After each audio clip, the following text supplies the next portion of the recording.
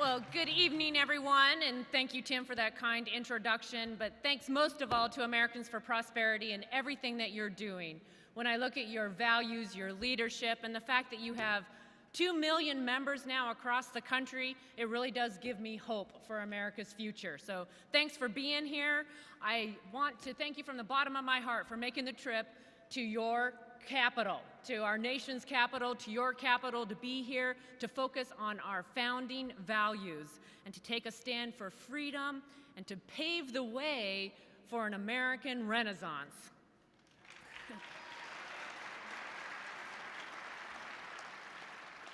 I know that you've had a great conference filled with great speeches and great events, and the people that you've met and the ideas that you've shared will have a big impact as we move forward together to reclaim our country.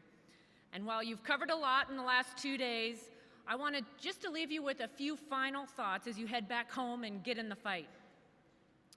First, what you do matters. Defending the American dream isn't just the title of this summit. It's the most important cause of our lifetime. During every political debate, whether it's about the economy, whether it's about national debt, education, energy, the national security, what's at stake is preserving the American dream, that idea, that experience, that legacy in which people here in America are born free, live free, and by seizing the opportunities given to them in a free society, we can have a more fulfilling career, afford a middle-class lifestyle, and pass on a better world to our children and our grandchildren. I'm humbled to say that I've lived the American dream.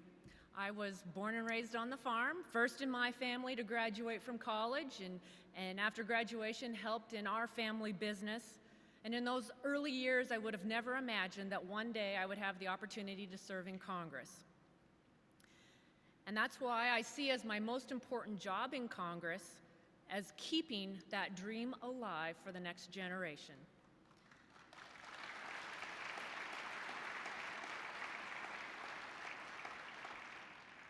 And yet, like nearly all of you here today, and like the majority of Americans all across this country, I'm deeply concerned that the American dream may become American history. I have 2 young children, Cole, who's 4 years old, and Grace, who next month will celebrate her first birthday.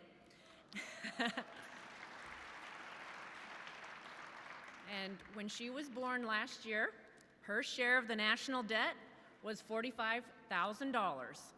And if the trend continues, her debt burden over the next 10 years will grow to $80,000. This year, the average American will have to work 143 days for the government. That's 39% of the year. That's until May 23rd to pay her federal share of all federal government spending, whether through taxes or borrowing. Even though America has the highest corporate tax rate in the world, the average American business will pay twice as much complying with all the government's regulations as they do in taxes. And while the average private sector employee takes home $60,000 in pay and benefits, the average federal government employee takes home twice that amount. We know that these big government policies are threatening our economy. And just 2 examples. We're experiencing the longest streak of unemployment since the Great Depression. And the average person's stay on unemployment is the longest in all of history. And yet, what have these policies done to our soul?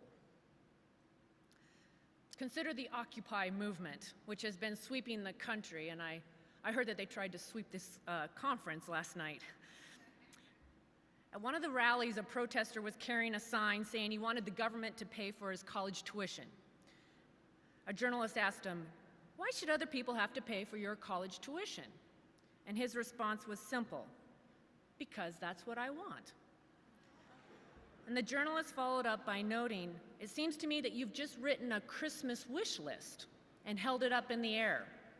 And he replied, "Yeah, why not?" Well, I want to suggest one reason why not. It's not good for the soul. A happy life, The pursuit of happiness, referenced in the Declaration of Independence, is a productive life. And a productive life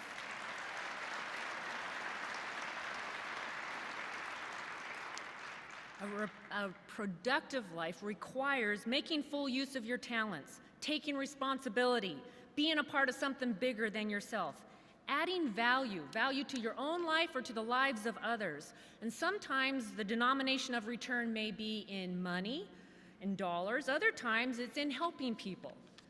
And that's the theme of Arthur Brooks' recent book, The Battle, how the fight between free enterprise and big government will shape America's future. Arthur Brooks is the president of the American Enterprise Institute, one of our nation's leading think tanks.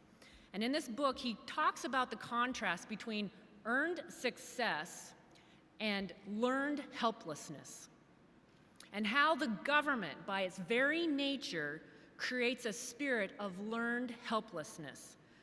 When rewards are disconnected from merit, people give up, they become miserable, depressed, and they blame others for their problems. We saw that with welfare reform years ago. The reason that we ended welfare as we know it wasn't to save a few $billion. We did it because welfare was messing up families, hurting the people that it was intended to help. Franklin Roosevelt called welfare a narcotic, a subtle destroyer of the human spirit. And once we changed the debate over welfare from one about money to one about helping people, we changed the law. As we debate the role of government in our lives today, I encourage you to remember to use this argument. It's not just about money, it's about morality. It's not just about what kind of an economy we leave to our children. It's about what kind of people our children become. Will they be free or unfree? Productive or unproductive? Independent or dependent? Happy or unhappy?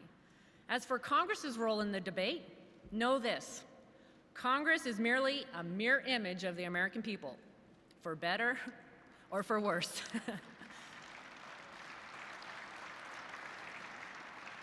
I like this quote from Milton Friedman. He said, "I do not believe the solution to our problem is to merely elect the right people. The important thing is to establish a political climate of opinion which will make it politically profitable for the wrong people to do the right thing." Unless it is profitable for the wrong people to do the right thing, the right people will shortly be out of office. And that's true, and that's where all of you come in. To change our politics, we must change our culture. Because once we change our culture, everything else falls into place. One example, during the week of November 14th, 10 days from now, the House is going to be voting on the balanced budget amendment. Now, I cannot think of any more effective way to get our fiscal house in order, preserve the American dream, than to pass this amendment.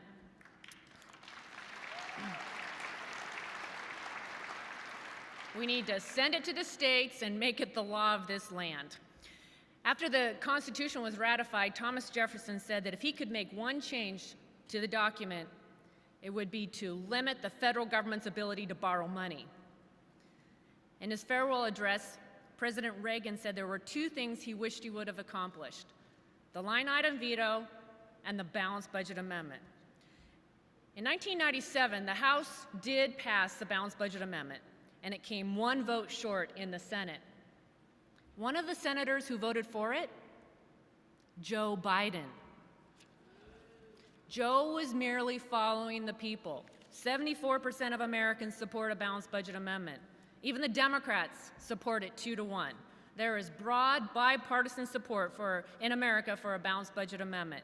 And I encourage all of you to help in rallying the support for passage of the amendment this year. This is our moment, and we need to seize it.